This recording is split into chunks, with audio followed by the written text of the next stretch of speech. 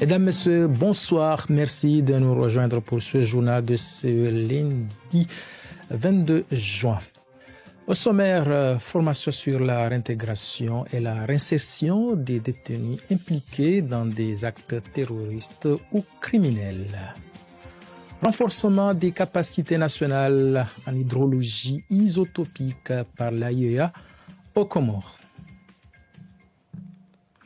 Le gouvernement comorien a lancé ce lundi à Moroni une formation sur la réintégration et la réinsertion des détenus impliqués dans des actes terroristes ou criminels organisés par la coalition islamique militaire contre le terrorisme. Cette session rassemble plusieurs acteurs du secteur judiciaire, sécuritaire et de la société civile. Elle vise à renforcer leurs compétences en matière de réhabilitation des détenus et à promouvoir une meilleure coordination dans la prévention de l'extrémisme violent ainsi que dans la consolidation de la paix et de la sécurité. Noudin Saïd et Salim Zarkachi. Lors de la cérémonie d'ouverture, les autorités ont insisté sur la nécessité d'adopter une approche globale, intégrant des mesures de prévention, de réhabilitation et de réinsertion afin de traiter les causes profondes de la radicalisation et de favoriser une réintégration durable des personnes concernées. En conjuguant nos efforts, nous contribuons non seulement à prévenir la récidive et à traduire les risques liés à l'extrémisme violent, mais également à renforcer la cohésion sociale, la résilience de nos communautés et la paix durable dans notre pays. Cette formation réunit une trentaine de participants issus de divers secteurs, notamment la magistrature, les forces de sécurité, l'administration pénitentiaire, la psychologie, le droit et la société civile. Son objectif est de renforcer les connaissances et les compétences des professionnels chargés de concevoir et de mettre en œuvre des programmes de réhabilitation et d'intégration communautaire. Le gouvernement comorien, avec l'appui des partenaires du développement, ont permis la mise en place des programmes et des projets favorisant la création des emplois des jeunes. Aussi, le département de la Défense étudie les voies et moyens pour apporter sa pierre à l'édifice en créant le service militaire adapté SMA, qui est un programme d'insertion destiné aux jeunes déscolarisés pour l'apprentissage des métiers et la maîtrise du contexte savoir-être et savoir-vivre. Les autorités ont indiqué que les acquis de cette session feront l'objet d'une évaluation afin d'identifier les besoins spécifiques des Comores et de préparer de futures formations spécialisées. Une mission de l'Agence internationale de l'énergie atomique AIEA séjourne actuellement aux Comores dans le cadre d'un atelier consacré au renforcement des capacités nationales en hydrologie isotopique. Cette formation vise à familiariser les participants avec les applications des techniques nucléaires dans plusieurs domaines stratégiques, notamment la gestion des ressources en eau, la médecine et l'agriculture. Reportage réalisé par Fahdi Ali Ahmadi et Ahmed Nassor. Cette rencontre a permis d'apporter des éléments de compréhension sur une thématique qui suscite de nombreuses interrogations au sein de la population. Les échanges ont notamment mis en lumière l'importance de mieux faire connaître certaines applications scientifiques et leurs contributions potentielles dans différents domaines du développement, afin de favoriser une meilleure appropriation du sujet par le public. Cet atelier est un témoignage sur les questionnements de nos concitoyens qui se posent pas mal de questions sur l'intérêt des Comores à s'intéresser des techniques nucléaires. Donc les techniques nucléaires, ici aux Comores, on va les utiliser pour les projets de développement. Bon, nous avons un grand projet avec l'AIEA sur la mise en place d'une unité de radiothérapie à l'hôpital El Marouf. Nous avons un projet sur la sûreté alimentaire. Nous avons un projet sur l'éradication du paludisme par la stérilisation des moustiques. C'est par des technologies nucléaires. Nous avons aussi un projet avec eux sur la lutte contre la pollution du plastique. L'atelier s'inscrit dans une dynamique de développement des compétences humaines aux Comores avec pour objectif d'améliorer les capacités scientifiques et techniques nationales et de soutenir les efforts de recherche et de gestion. À travers ce projet-là, on a différents objectifs. La première chose, c'est le développement de la capacité humaine au niveau de Comoros pour l'amélioration de la capacité scientifique et technique pour avoir un laboratoire, pour connaître les ressources en eau, déterminer l'origine de l'eau, les ressources de contamination, etc. Et aussi la mise en place d'un laboratoire de base pour faire tout ce qui est analyse chimique et isotopique afin d'améliorer la gestion des ressources en eau au niveau des Comoros. À travers cette initiative, les organisateurs attendent poursuivre les actions de sensibilisation et de formation afin de renforcer les connaissances des acteurs concernés et d'encourager une utilisation plus efficace des outils scientifiques au service du développement du pays. Une mission de supervision des projets routiers financée par la Banque africaine de développement BAD a été organisée ce dimanche dans la région de Djandou sur l'île de Mouéli. L'objectif principal de cette mission était d'évaluer l'état actuel des routes concernées avant le lancement des travaux de réhabilitation. Reportage réalisé par Soranti Boura et Tcharmé Delamine. Cette mission a réuni une délégation de la Banque africaine de développement, des représentants du ministère de l'aménagement du territoire et les responsables du programme de réhabilitation des réseaux routiers. Au cours de cette visite de terrain, la délégation a parcouru plusieurs localités de la région de Djandou afin d'évaluer l'état des routes concernées par le projet. Les responsables ont constaté la dégradation de certains axes routiers, source de nombreuses difficultés pour les populations et le transport des marchandises. Ces évaluations serviront à affiner les études techniques pour les futurs aménagements. Le gouvernement comorien souhaite que la Banque africaine de développement puisse participer au financement pour sa réhabilitation. Donc, nous avons pu constater l'état dans lequel ça se trouve et le besoin des populations pour qu'elles soient réhabilitées. Les populations locales ont salué cette initiative, espérant que les futurs travaux amélioreront la circulation, faciliteront les échanges et contribueront au développement économique de la région. Nous savons que cette route contient beaucoup de nids de poules. C'est une initiative qui permettra à la population de diriger à Fomboni sans souci et nous prions à Dieu que cette initiative arrive en terme. Cette mission de supervision constitue une étape importante dans la mise en œuvre des projets routiers financés par la Banque africaine de développement à Mouéli. En attendant le lancement des travaux de réhabilitation, des interventions provisoires sont prévues pour améliorer l'accessibilité entre les localités et renforcer les conditions de transport sur l'île. Une conférence de débat s'est tenue ce dimanche sur la place Bichioni à Ikoni afin de sensibiliser la population à l'importance de l'inscription du patrimoine comorien au patrimoine mondial de l'UNESCO, organisé à quelques semaines de l'échéance prévue le 25 juillet prochain en Corée du Sud. Cette rencontre a réuni autorités locales, cadres, jeunes et habitants de la ville. Reportage de Bouchrati Sultan et Salim Zarkachi, commenté par Amadeus Chakrou.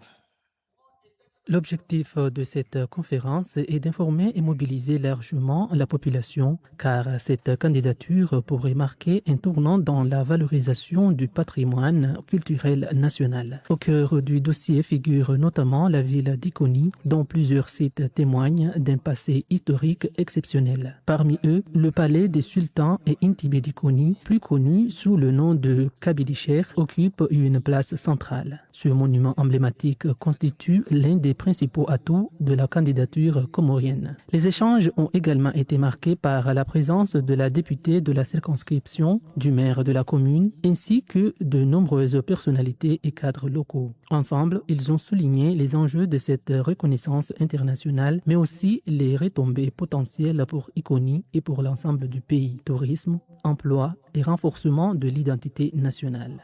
Nous sommes retrouvés à la place Biscioni pour une conférence débat sur le classement d'Iconi au patrimoine mondial de l'UNESCO. Donc c'était l'occasion d'abord de sensibiliser les cadres, mais aussi la jeunesse sur cet événement important qui aura lieu le 25 juillet prochain en Corée du Sud, qui va officialiser le classement des Comores au patrimoine mondial de l'UNESCO. Et dans ce classement, il y aura effectivement une part très importante de la ville d'Iconi, avec comme patrimoine symbole le palais des sultans et d'Intibé d'Iconi, donc le Kabylie Djewe. À travers ce débat citoyen, les organisateurs ont tenu à rappeler un message essentiel. La protection et la mise en valeur du patrimoine ne sont pas l'affaire des seuls experts ou autorités, mais bien de tous. La réussite de ce projet dépend de l'implication de chacun et tout particulièrement de la jeunesse appelée à devenir la gardienne de cet héritage pour les générations futures. Un appel à la mobilisation alors que les Comores retiennent leur souffle en attendant la décision de l'UNESCO.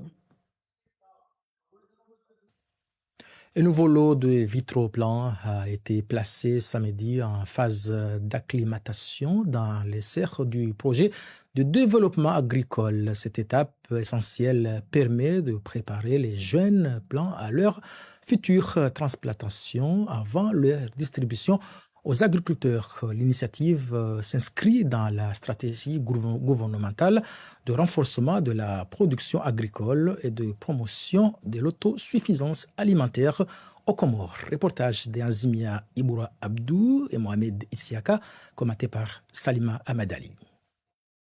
Dans le cadre du programme national de la relance agricole, une nouvelle opération d'acclimatation de vitrés-plants est actuellement en cours. Les responsables du projet ont précisé qu'il s'agit de la deuxième phase de ce type, 6 mois après l'arrivée d'un premier lot de 1000 plants qui avaient été acclimatés avec succès dans les serres avant d'être distribués aux agriculteurs pour améliorer leur rendement. Initiative qui a été engagé par son Excellence le ministre Daniel Alibanda, qui a pris l'engagement de mettre en place des fermes agricoles pour accélérer la production des produits vivriers. Donc nous avons commencé ce travail d'importation des vitraux-plants de bananiers à travers deux lots qu'on a pu ramener au niveau de notre ministère. Un premier lot de 100 000 vitraux-plants qui a été acclimaté il y a de cela 6 mois. Nous avons acclimaté ces vitraux-plants. On les a distribués, on les a installés dans les fermes agricoles. Cette fois encore, les jeunes plants bénéficieront d'une période d'adaptation en serre d'une durée d'1 à 2 mois afin de renforcer leur résilience et leur capacité à s'implanter durablement en pleine terre. Selon les techniciens, cette étape est cruciale. Elle permet d'augmenter sensiblement le taux de survie et la vigueur des plants une fois transplantés chez les producteurs. Il y a eu des foires qui ont été organisées depuis le mois de Ramadan et les mois qui ont suivi le mois de Ramadan. Et au cours de ces foires, les produits qui ont été exposés et vendus, c'était des produits qui sont cultivés par nos agriculteurs, qui sont produits ici aux Comores. Donc nous sommes convaincus que d'ici 1 an ou au maximum 2 ans, on n'importera pas des produits vivriers. Tous les produits qui seront consommés sont des produits cultivés par nos agriculteurs et effectivement des produits également que je peux dire, je peux qualifier de bio, puisque ces produits-là sont cultivés, on n'utilise aucun intrant agricole, notamment pour tout ce qui est produits vivriers. Ces produits sont cultivés d'une façon bio et on ne fait pas recours à des produits ou des intrants agricoles. À l'issue de cette phase, les vitraplans seront remis aux agriculteurs bénéficiaires, poursuivant ainsi la dynamique engagée pour renforcer le secteur agricole local et contribuer à l'objectif d'autosuffisance alimentaire comore.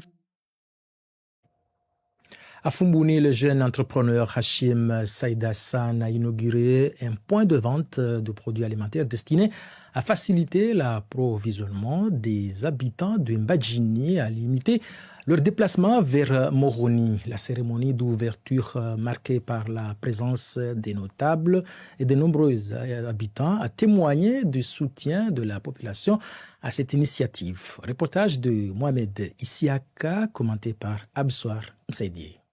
Désormais, la ville de Fumbouni dispose d'un centre commercial où l'on peut trouver tous les produits alimentaires de première nécessité. Cette initiative est portée par un jeune de la localité qui a constaté le besoin de la population de disposer d'un tel espace pour effectuer ses achats et ainsi réduire les déplacements fréquents vers la capitale Moroni. Cette réalisation a été saluée par les habitants de Fumbouni, venus nombreux apporter leur soutien et exprimer leur satisfaction. Pour eux, l'ouverture de ce centre commercial représente un véritable soulagement. Ça va servir toute la région de Mbadjini. Tout ce qui est produits alimentaires, on le trouvera ici. Tout le monde travaille, tout le monde se met à l'œuvre, tout le monde participe à la construction de ce pays.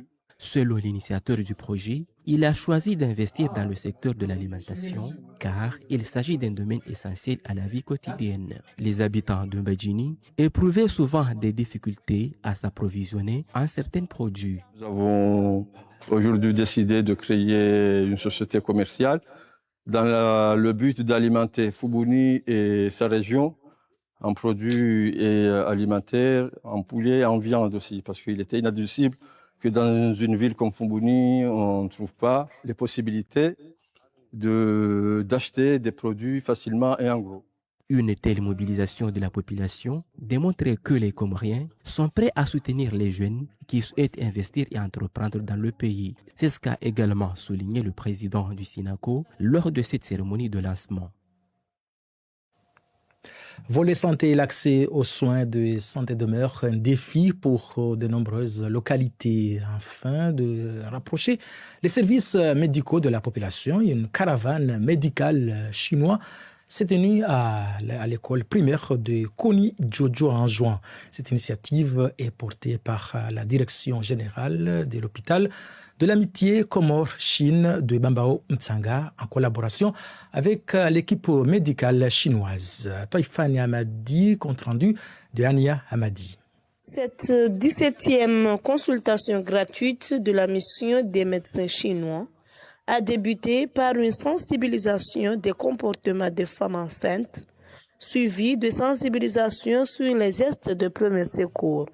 Dans cette école primaire de Koni, ces médecins chinois consultent dans le domaine général et chirurgical. Ici, les nombreux patients souffrent de douleurs musculaires, du diabète et autres pathologies. Ils ont constaté que venir ici, les gens qui viennent de Koni pour aller à l'hôpital de Bambao sont moins nombreux.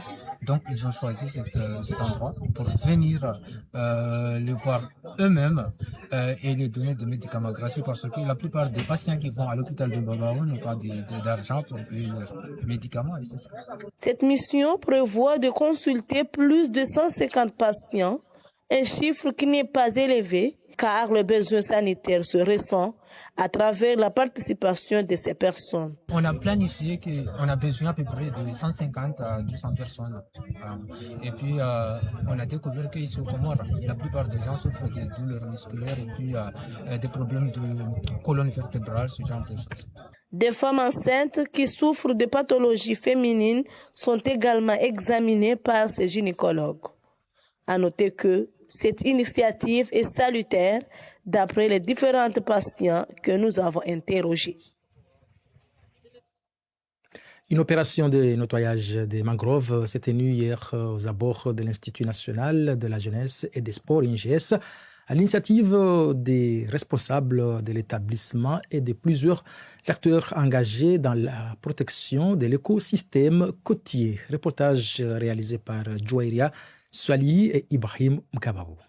Tout au long de la matinée, encadreurs et bénévoles se sont relayés pour ramasser les déchets accumulés dans cette zone fragile, particulièrement exposée à la population. Mais au-delà du geste concret, cette mobilisation visait aussi un objectif pédagogique, sensibiliser les jeunes générations à l'urgence de préserver ces espaces naturels, véritables poumons verts du littoral comorien. Pour appeler haut et fort et solennellement que notre mangrove est un élément très important de la vie quotidienne de tous nos enfants qui sont ici à l'INGES, tout comme ceux qui sont au lycée Sedbametchek, parce que ça protège l'environnement autour du mangrove, mais ça protège aussi l'environnement de Moroni tout entier. Appeler à toutes les associations, au gouvernement, à tous les acteurs économiques, publics et privés, à soutenir de telles initiatives, et principalement à l'Armée nationale de développement, qui n'a jamais cessé d'accompagner des initiatives telles. À travers cette action citoyenne, les participants espèrent non seulement contribuer à la sauvegarde d'un écosystème menacé, mais aussi inspirer d'autres initiatives du même genre. Car pour un environnement plus sain et durable, chaque geste compte. Et cette journée en est une belle illustration. Avant de nous quitter, le rappel des principaux titres. Formation sur la réintégration et la réinsertion des détenus impliqués dans des actes terroristes ou criminels. Renforcement des capacités nationales hydrologie isotopique par l'AIEA aux Comores. Nous arrivons au terme de ce journal. Merci pour votre fidélité. Tout à l'heure, l'édition Chikomori vous sera présentée par Ahmed Zelaï Moissi. Au revoir et à demain pour une nouvelle édition.